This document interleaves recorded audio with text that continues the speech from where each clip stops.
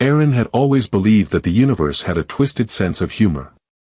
Case in point, the Meridian's Edge was supposedly equipped with the most advanced navigation system in the fleet, yet here they were, drifting toward a jungle moon that wasn't even supposed to exist according to their star charts. "Well, that's not ominous at all," he muttered, watching the swirling green atmosphere of Thessera 7 fill the viewport. The planet's twin suns cast everything in an eerie emerald glow that made him think of pickled vegetables, not exactly the romantic cosmic vista he'd imagined when he signed up for deep space exploration. Captain Rodriguez's voice crackled over the intercom with the kind of forced cheerfulness that meant things were about to go spectacularly wrong. "Attention crew, we're experiencing some minor technical difficulties with the quantum flux stabilizers. Please remain calm and..." The ship lurched violently, throwing Aaron against the bulkhead. His medical kit scattered across the floor, hyposprays rolling everywhere like metallic confetti. Through the chaos, he heard Engineer Walsh's voice from the engine room, "Minor technical difficulties? Captain, the quantum matrix is about to turn us into cosmic dust." Aaron scrambled to collect his equipment, mentally cataloging each piece. 3 neural stimulators, check. Bone fusion injector, check. Emergency surgical kit, check. The irony wasn't lost on him that he was preparing for medical emergencies while potentially becoming a casualty himself. The ship's AI, Aria, chimed in with her maddeningly calm voice, "Electromagnetic pulse detected from planetary core. Crystalline interference causing cascade failure in all primary systems. Estimated time to complete power loss, 4 minutes, 37 seconds. "Great," Aaron said, stuffing the last of his supplies into the kit. Just enough time to write a strongly worded letter to the shipbuilders about their state-of-the-art shielding. Another violent shudder sent him sprawling. Red emergency lights bathed the corridor in hellish crimson, and the artificial gravity fluctuated wildly. He found himself briefly weightless, then slammed back down as the generators kicked in again. "All hands to escape pods." Captain Rodriguez's voice had lost its forced optimism. "This is not a drill. I repeat, this is not a drill." Aaron sprinted toward Pod Bay C, his medical training overriding panic. Around him, crew members rushed in controlled chaos, their faces reflecting the red emergency lighting like demons in a fever dream. The ship groaned around them, metal stressed beyond its limits. He reached his assigned pod just as the lights flickered and died. Emergency illumination cast ghostly shadows as he strapped himself in, medical kit secured between his feet. Through the small porthole, he could see chunks of the Meridian's Edge already breaking away, spiraling down toward the jungle moon like burning meteors. The pod's launch sequence engaged with a bone-jarring thud. Aaron felt his stomach drop as they shot away from the dying ship, the jungle canopy rushing up to meet them with alarming speed. The pod's primitive stabilizers screamed in protest as they hit the atmosphere, and he could smell ozone and burning electronics. "Please remain calm," the pod's basic AI announced in a voice that sounded like it was being strangled. "Landing sequence initiated. Probability of survival, 73%. 73%. Aaron gripped his harness tighter. "I've seen better odds at a casino rigged by telepathic octopi." The jungle canopy exploded around them in a shower of alien leaves and startled creatures that looked like flying jellyfish made of starlight. His pod crashed through multiple layers of vegetation before finally slamming into something solid with a sound like reality being torn in half. When the ringing in his ears stopped, Aaron found himself hanging upside down in his harness, staring at a forest that definitely wasn't in any botany textbook. Bioluminescent flowers pulsed with rhythmic light, and the air itself seemed to shimmer with floating spores that danced like microscopic fireflies. He fumbled for his harness release, dropping unceremoniously onto what he hoped was the ceiling. His medical kit had survived the crash, though it now bore several artistic dents. The pod's emergency beacon blinked weakly, its signal barely stronger than a whisper. "Well," he said to no one in particular, "at least I didn't die horribly in the vacuum of space. That's got to count for something." A faint distress signal chirped from his emergency scanner, somewhere deeper in the alien jungle. Someone else had survived the crash, and they needed help.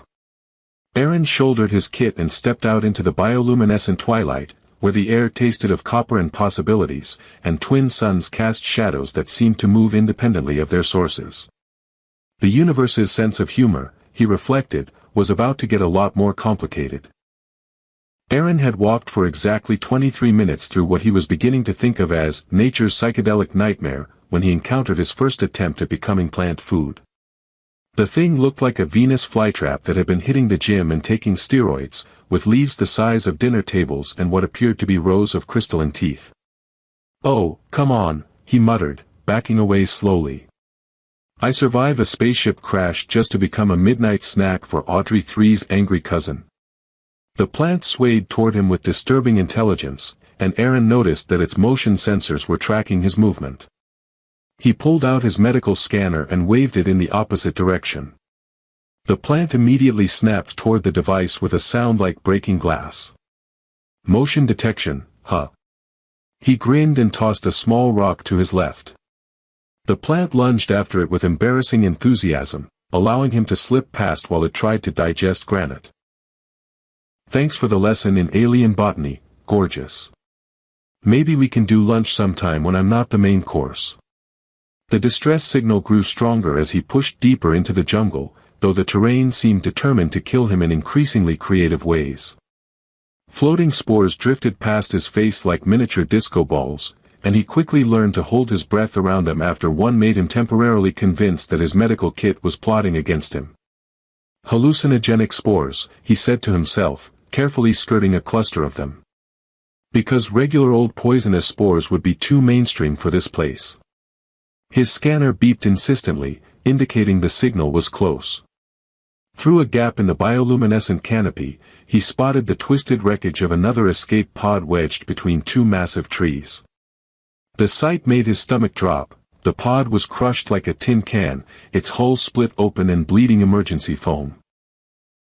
"Please don't be dead," he whispered, breaking into a run.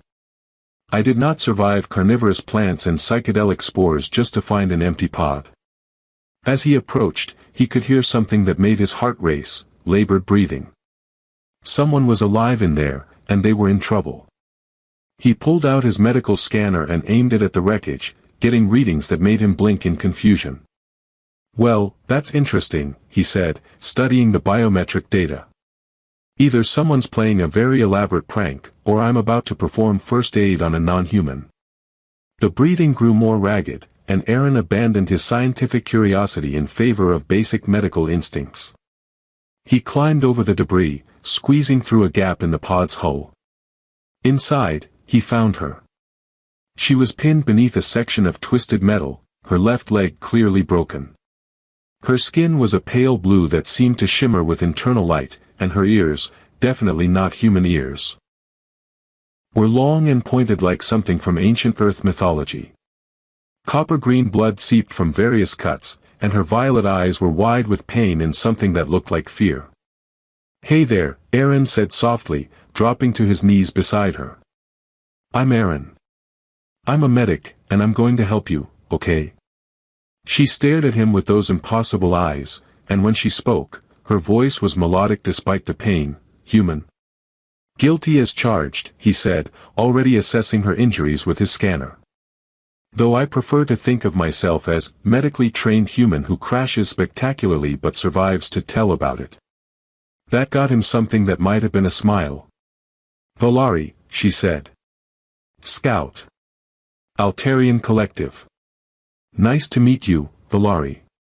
Now, I'm going to need you to stay very still while I figure out how to get you out of this mess without making things worse." He began pulling tools from his kit. "Fair warning. I've never treated an Altarian before, so if you start glowing or sprouting extra limbs, that's probably normal, right?" This time she definitely smiled, though it was strained. "No extra limbs. Glowing, sometimes." "Sometimes?" Aaron raised an eyebrow as he began setting up a portable stabilizer. "Please tell me it's not about to explode kind of glowing." Emotional response, she said, then winced as he began working to free her leg. Stress, pain, fear. Well, at least I'll have a mood ring that talks back, he said, carefully positioning his tools. This is going to hurt, but I need to stabilize the fracture before I can move you. As he worked, she suddenly reached out and grabbed his hand with surprising strength. Her grip was desperate, almost painful, and her eyes locked onto his with an intensity that made him pause. "Don't leave me," she whispered, and something in her voice made his chest tighten. "I'm not going anywhere," he promised, though her grip made continuing his work awkward. "Though I have to say, this is definitely the most interesting patient interaction I've had. Usually people just complain about my bedside manner." She didn't laugh, but her grip loosened slightly. Around them, the jungle pulsed with alien life, and Aaron realized that whatever happened next, this was going to be a very long day. Getting the lorry out of the wreckage required more engineering than medicine, and Aaron found himself grateful for all those boring physics classes he'd slept through in medical school. Well, mostly slept through.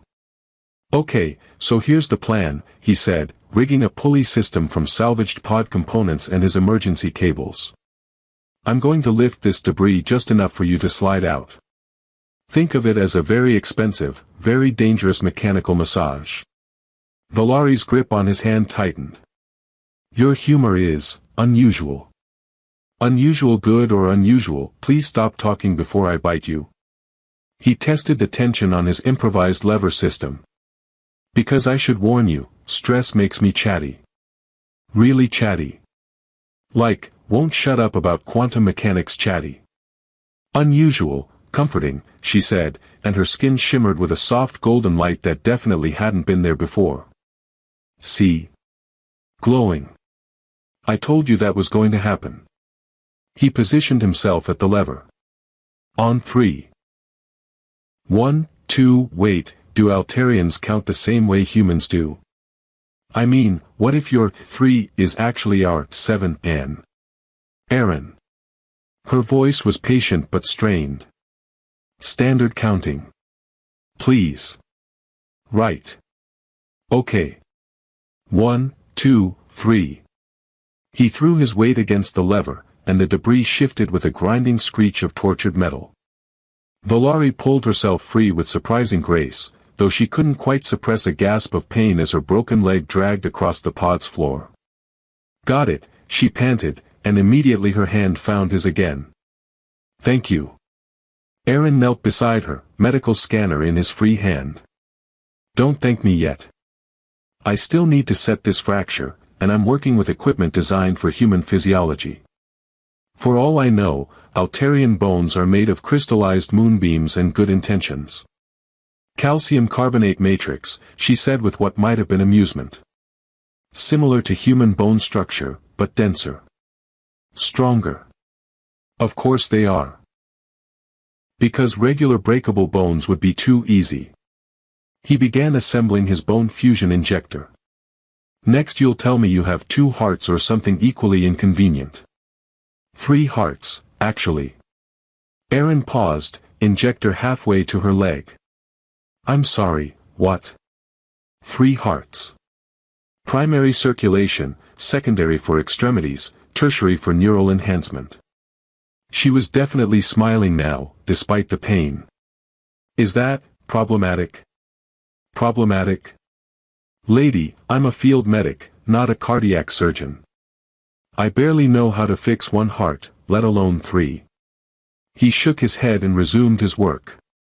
"Though I have to admit, it explains why you're still conscious after losing this much blood. Any human would have passed out by now." As he worked to stabilize her leg, the lorry began to talk, her voice growing softer and more distant. "My homeworld. Altair Prime, mining colony. We were workers, not citizens. Humans needed our strength, our ability to work in thin atmosphere." "Sounds rough," Aaron said, carefully aligning the bone fragments with sonic precision. "They called us useful aliens," she continued, her grip on his hand tightening. "Never people. Never equals. When the tunnel systems collapsed, the human overseers, they sealed the exits. Saved their own people first. Aaron's hands stilled. How many? 12,000. Including my parents. My sister. Her voice was barely a whisper. I was off-world, training as a scout. I came back to find empty spaces where my family used to be. I'm sorry. He resumed his work, but something had shifted between them. For what it's worth, not all humans are like that. I know. She squeezed his hand. You could have left me here. Found other survivors. Instead you're here, fixing my leg, making terrible jokes. Hey, my jokes aren't terrible. They're aggressively mediocre. He activated the bone fusion sequence, and she winced as the device hummed to life. Besides, leaving injured people in wreckage is against the Hippocratic Oath. Also, it's just generally a dick move. She laughed, actually laughed, and the sound was like music filtered through starlight. Dick move? Technical medical term, he said solemnly. Means, behavior that would make your grandmother ashamed of you. Grandmother, she repeated thoughtfully. We call them memory keepers. They hold the stories of our people, pass them down through generations. What would your memory keeper think of you trusting a human? He asked, checking the fusion progress. Valari was quiet for a long moment. She would say that wisdom comes from seeing people as they are, not as their species demands them to be. Her violet eyes met his. What would your grandmother think of you helping an alien? She'd probably ask if you're single and whether you eat enough, Aaron said without hesitation. Gran believes that most problems in the universe can be solved with a good meal and finding the right person to share it with. Smart woman. The smartest. He finished the bone fusion and began wrapping her leg in biosynthetic bandages. There. You're not going to be running any marathons, but you should be able to walk. Valari flexed her leg experimentally, then looked up at him with those impossible eyes. You saved my life. I said a broken bone. Hardly heroic. He packed his equipment, but she didn't let go of his hand. Valari, I need both hands to. Please. Her voice was small, almost fragile. Don't let go. Not yet. Something in her tone made him pause. Her grip wasn't just about comfort or gratitude anymore. There was something deeper there, something that made his chest tighten in a way that had nothing to do with the thin atmosphere. Okay, he said quietly. I won't let go. As Thessera 7's twin sun set, the jungle transformed into something that looked like a rave organized by bioluminescent fireflies with excellent taste in ambient lighting. Aaron had managed to construct a shelter from pod debris and salvaged emergency blankets, though calling it a shelter was generous. It looked more like a fort built by optimistic children with access to space-age materials. 5 stars for structural integrity, he said, testing one of the support beams. -4 stars for aesthetic appeal. Net result, a shelter that screams, desperate human tried his best. Valari, still gripping his hand, laughed softly. On Altair Prime, we lived in underground warrens. Functionality over beauty was necessary. Well, then this should feel like a luxury resort.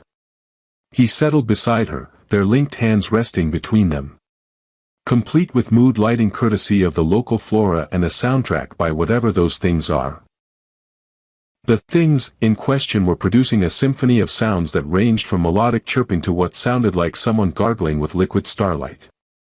Valari tilted her head, listening intently. Nectar singers, she said. They're harmless. Actually, they're quite beautiful when you see them in daylight. Like living crystals with wings. Of course they are. Because this place needed more things that are both gorgeous and completely alien.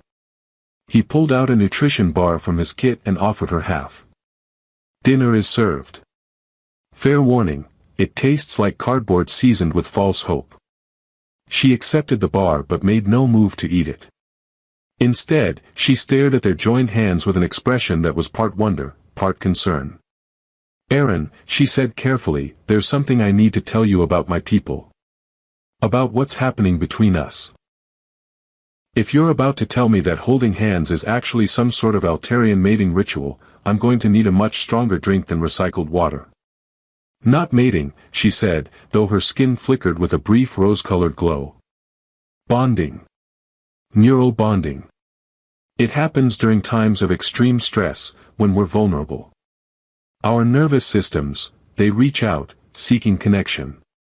Aaron blinked. So you're saying that your brain is literally networking with mine? Like some kind of biological Wi-Fi? That's actually not a terrible analogy.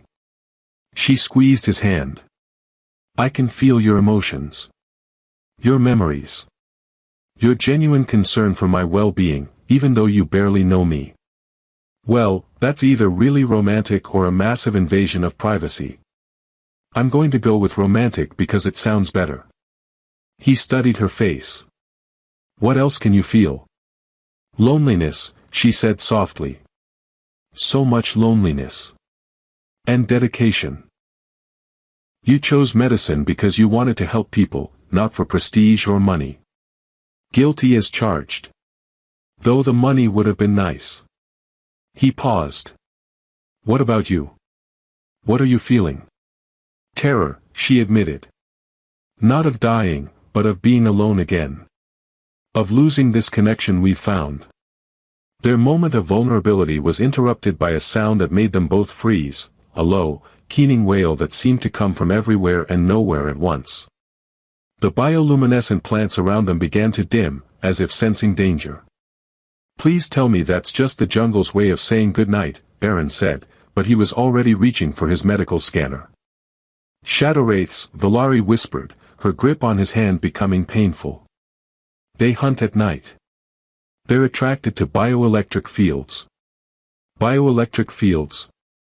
Aaron checked his scanner and swore. You mean like the kind produced by living things? Exactly. But humans produce weaker fields. Altarians. She gestured to herself, and he could see her skin beginning to pulse with nervous light. We might as well be wearing neon signs. The keening grew closer, and Aaron could see shapes moving in the darkness beyond their shelter, fluid, shifting forms that seemed to absorb light rather than reflect it. Okay, new plan, he said, pulling out his emergency plasma torch. You stay here and try to dim whatever light show you've got going on. No. Valari released his hand for the first time since he'd found her, grabbing the torch from his hands. I won't let you risk yourself for me. Not again. Valari, wait. But she was already moving, ignoring her injured leg as she stepped out of the shelter.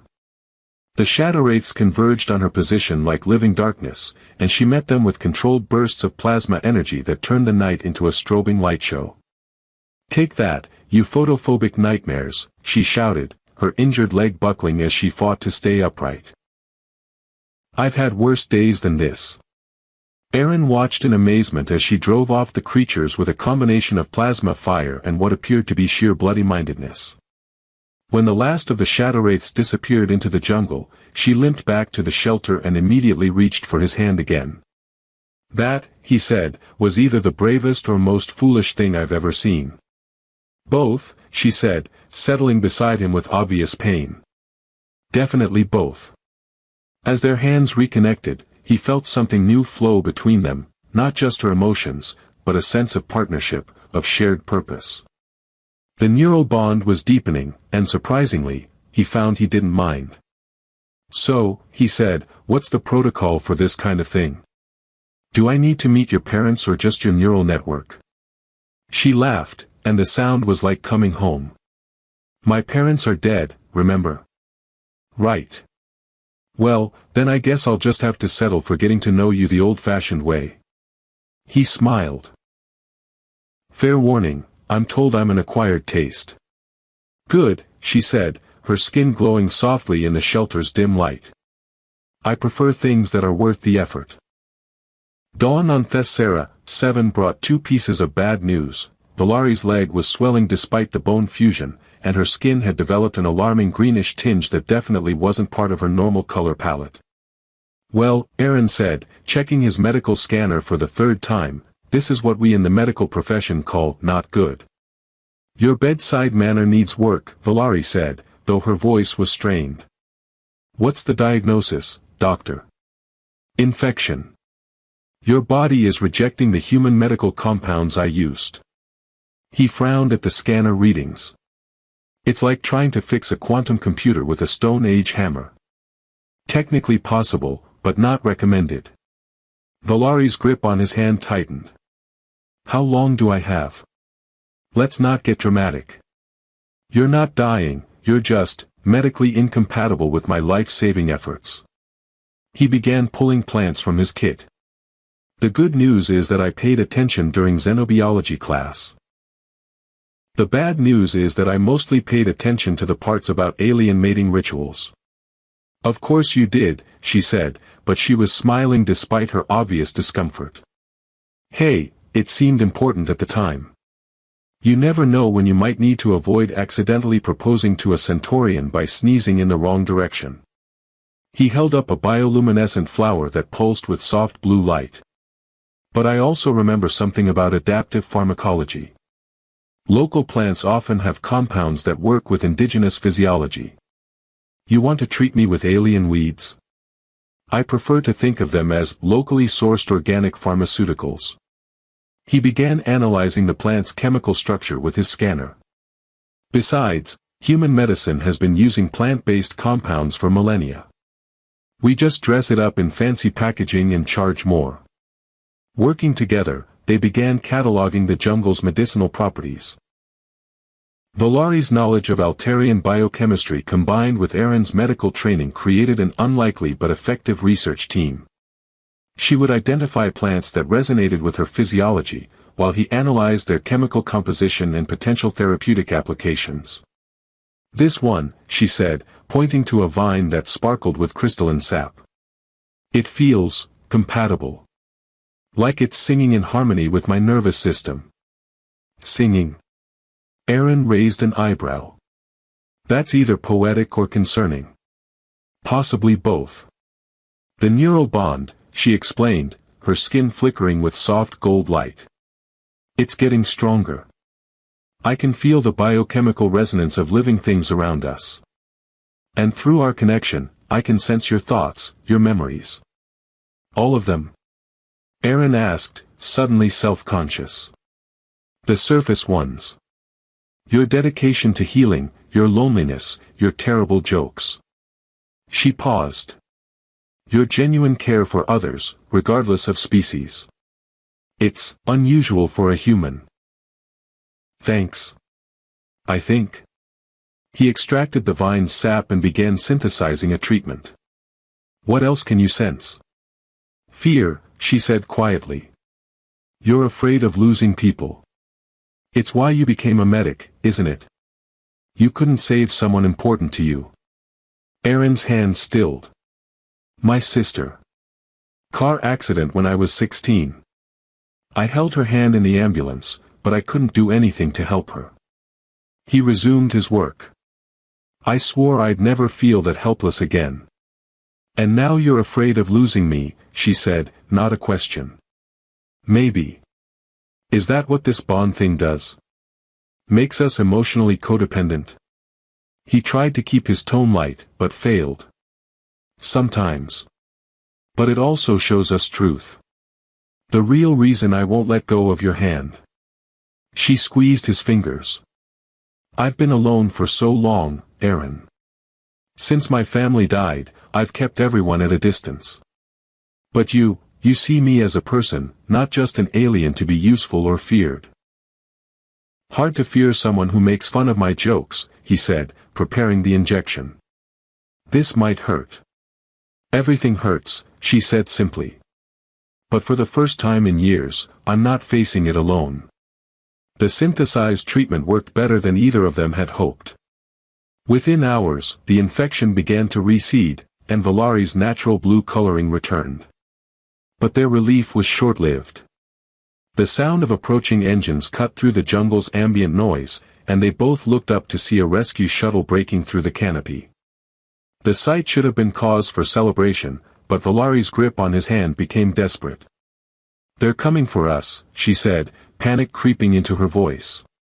"That's generally the point of rescue missions," Aaron said, though he felt his own anxiety spike through their connection. "You don't understand. Once we're back in civilized space, there will be protocols.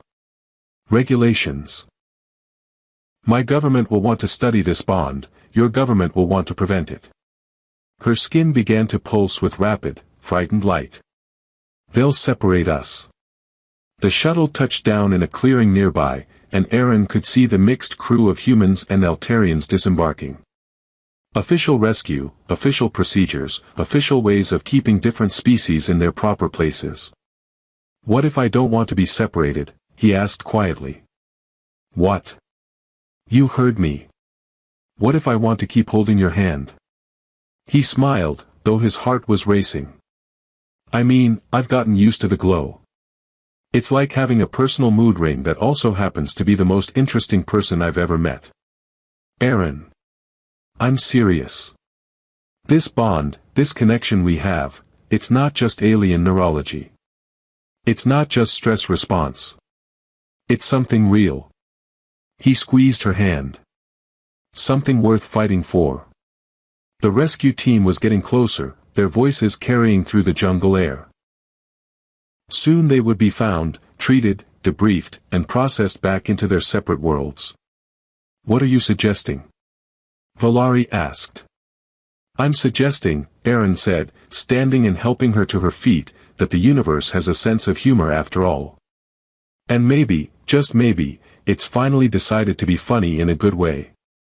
Hand in hand, they walked toward their rescue and whatever came next. The rescue team found them exactly where they'd expected to, sitting together on a fallen log, hands intertwined, looking like two people who had decided to make the best of a bad situation. What they hadn't expected was the soft, steady glow emanating from Valari's skin or the way she seemed to flinch every time someone suggested they might need to be separated for medical evaluation. "Standard procedure," explained Commander Hayes, a stern human woman with the kind of expression that suggested she'd seen everything the universe had to offer and wasn't impressed. "Separate medical evaluations, debriefing, then transport back to your respective assignments." "About that," Aaron said, not loosening his grip on Valari's hand. "I'd like to request a transfer." "Transfer?" Hayes raised an eyebrow. "Son, you just survived a crash landing on an uncharted world. Maybe we should focus on getting you some proper medical attention before you start making career decisions." "I am proper medical attention," Aaron said with a grin. "Ask her."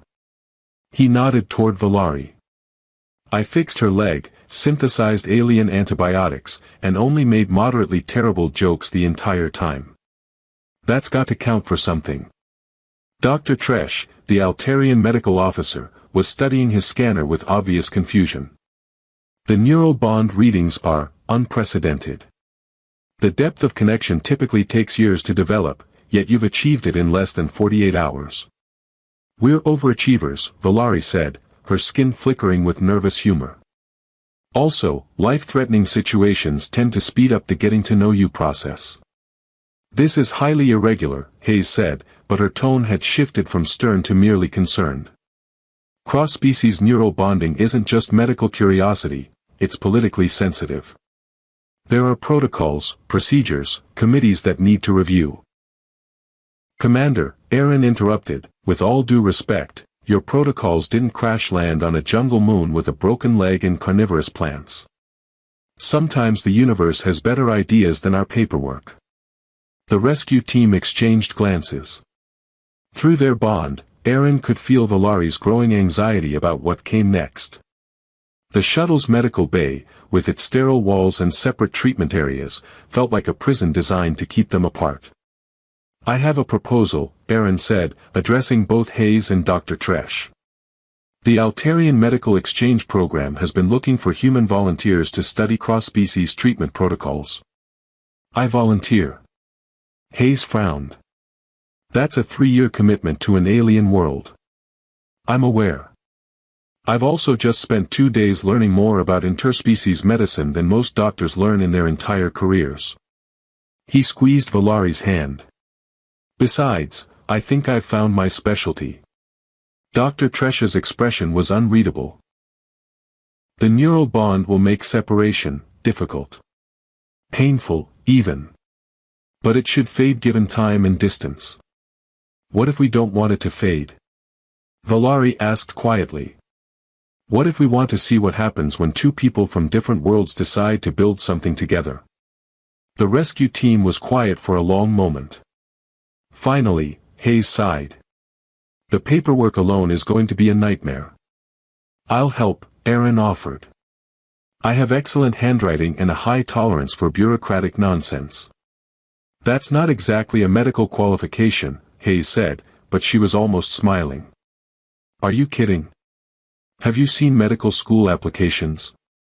Bureaucratic nonsense is basically a prerequisite. 3 weeks later, Aaron stood in the medical bay of the Altarian research station orbiting Thessera 7, watching Valari adjust to her new role as xenobiology liaison. Her leg had healed perfectly, though she still unconsciously reached for his hand whenever she was concentrating. How are the neural bond studies progressing? She asked, not looking up from her data pad. Fascinating, he said, settling beside her. Turns out that what happened to us isn't just rare, it's revolutionary. The research team thinks we might have stumbled onto a new form of interspecies communication. Stumbled, she repeated, finally looking at him. Is that what we're calling it? Would you prefer, discovered through a series of fortunate accidents involving spaceship crashes and alien first aid? That's better, she said, her skin glowing with soft contentment. More accurate. Through the viewport, they could see Thessera 7 spinning slowly below them, its bioluminescent jungles pulsing with alien life. It looked peaceful from orbit, beautiful even. Hard to believe it had nearly killed them both. Any regrets? Aaron asked. Valari considered the question seriously. About the crash? The injuries? The carnivorous plants that tried to eat you? About this, he said, holding up their joined hands. About choosing to build something new instead of going back to the way things were. Never, she said without hesitation. Though I do have one complaint. What's that? Your jokes really are terrible. Hey, my jokes are improving. The research team laughed at my quantum entanglement pun yesterday. That wasn't laughter, Valari said gently. That was polite scientific confusion. Same thing, Aaron said, pulling her closer. Besides, you're stuck with me now. The bond won't let you escape my sense of humor. I think I can live with that, she said, her skin glowing brighter as she smiled. After all, we have all the time in the universe to work on your material. Outside their window, Thessera 7 continued its ancient dance around its twin suns, and somewhere in its bioluminescent depths, 2 crashed escape pods were slowly being reclaimed by the jungle. The universe, it seemed, really did have a sense of humor after all, and occasionally, it decided to be funny in the best possible way.